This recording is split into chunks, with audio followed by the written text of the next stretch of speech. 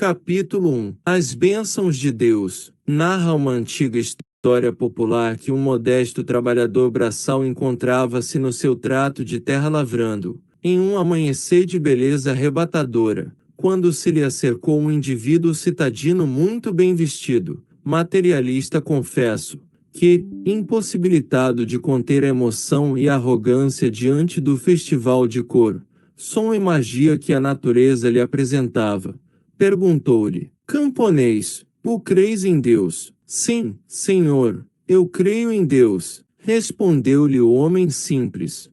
Então, nesta manhã maravilhosa, mostra-me um lugar onde Deus se encontra e sorriu, sarcástico. O homem humilde olhou em volta, enquanto se apoiava ao cabo da enxada, e depois, com naturalidade, respondeu: Senhor, eu não sou capaz de mostrar um lugar onde Deus se encontra nesta paisagem iluminada. No entanto, eu peço ao Senhor para mostrar-me um lugar onde Deus não está. Tomado de espanto, o soberbo afastou-se desconcertado. Deus se encontra em toda a parte, onde quer que se apresente a sua obra. Desde a Sinfonia Galáctica, nos espaços infinitos, até o acelerado ritmo das micropartículas em suas órbitas. Quando os geneticistas conseguiram realizar o milagre da decodificação de genoma humano, surpreenderam-se com os bilhões de informações contidas em cada DNA, narrando toda a sua história do passado e guardando as marcas dos acontecimentos orgânicos para o futuro. Até este momento, por mais aprofundem as reflexões e pesquisas, ainda não conseguiram detectar os fatores que levam alguns genes a mutações que irão responder diversos processos degenerativos no organismo, e por que numa sequência familiar mantendo o padrão em determinado grupo. Logo, subitamente, sem causa lógica, rompe a cadeia e apresenta uma significativa alteração. De igual maneira, é perturbadora a formação das novas galáxias assim como o desaparecimento de outras nos buracos negros. Por mais penetre a investigação científica e tecnológica nos milagres da vida, mais lhes contata a anterioridade, a harmonia, a grandiosidade. Nas tentativas de interpretar o cosmo, têm sido elaboradas teses contínuas, alguns frutos dos resultados adquiridos com os instrumentos de pesquisa, especialmente depois dos estudos geométricos de Kepler, no fim do século XVI, a respeito da localização dos planetas em volta do Sol, que se abriram as perspectivas para melhor entende-se a criação. Da mesma forma, desde o modesto telescópio construído por Galileu até o avançado Hubble, novas informações são registradas a cada momento, dando lugar às variadas teorias como as dos universos paralelos, das supercordas, da unificação, da final ou de tudo, e, mais recente, da desordem ou do caos. E enquanto as mentas mais audaciosas analisam a ocorrência do Big Bang, especialmente nos seus 3 primeiros minutos,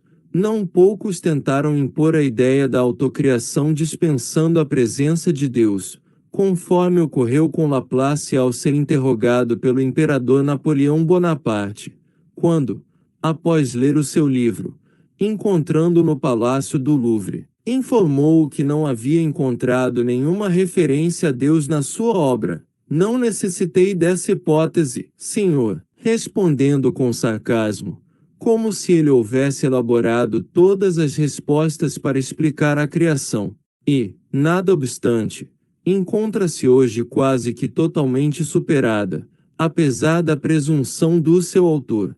Tudo são bênção em a natureza. O espírito imortal, na sua saga formosa de desenvolvimentos dos tesouros inabordáveis que lhes jazem em germe, etapa após etapa acumula experiências e conhecimentos que o levam a louvar, a agradecer e a pedir a Deus ajuda para melhor integrar-se na harmonia da criação, penetrando, pouco a pouco, a sua sonda perquiridora do raciocínio no organismo da vida exuberante, vai encontrando as respostas que o engrandecem e lhe facilitam o entendimento em torno dos objetivos essenciais da pequena existência terrena, ambicionando a grandeza estelar. Observa a ordem em todas as coisas e o equilíbrio das leis universais e morais, sentindo-se compelido a contínuas alterações de entendimento, conforme os resultados obtidos no seu empenho de crescimento intelecto-moral. É perfeitamente natural que, em cada época, conforme o desenvolvimento dos valores intelectivos, o ser humano, em sua ânsia de decifrar as incógnitas que encontrava em toda parte, procurasse entender Deus e submetê-lo ao crivo da sua dimensão ridícula. O esforço redundou nas conceituações primárias em torno do Criador, limitando a sua capacidade de compreensão, estabelecendo normas que o diminuíssem aos limites das condições precárias da razão em desenvolvimento, facultando o surgimento dos deuses, como verdadeiros inevitáveis arquétipos defluentes do seu avanço pela escala evolutiva. Do Deus bárbaro e vingativo, imprevidente e humanoide, lentamente passou com Jesus Cristo à condição de sublime Pai, num conceito afetuoso e ainda humano, porém compatível com a humana capacidade de vivenciá-la no seu dia a dia. Com o advento da ciência, com o desdobramento da filosofia, rompendo as barreiras do passado e facultando a libertação de conceitos que foram deixados porque portadores de rebeldia e de pessimismo, nova compreensão da sua magnitude tomou lugar na esfera das reflexões e o materialismo surgiu como sendo a fórmula mágica para tranquilizar as mentes incapazes de penetrar nas abstratas concepções em torno dele. Na atualidade, ainda vestido de mitos e de absurdos, dominado por paixões nacionais e políticas, crendices e ritualismos, permanece vitorioso em cultos externos, que não resistem às profundas análises da lógica nem da razão, servindo de ópio para as massas, que o autoritarismo religioso de algumas doutrinas ortodoxas ou ingênuas ainda submetem. Essa inteligência criadora que procede ao Big Bang permanecerá por tempo indeterminado não entendida em todos os seus aspectos, pois que, se o fosse, já não seria a causalidade, cedendo seu lugar ao ainda mesquinho ser humano que ensaia os seus primeiros passos na compreensão da sua própria realidade. Vivendo mais por automatismo e acreditando por condicionamentos como bem viver e melhor ser feliz, o ser humano em evolução não dispõe da capacidade de abarcar a natureza da natureza, somente para satisfazer a sua ambição intelectual.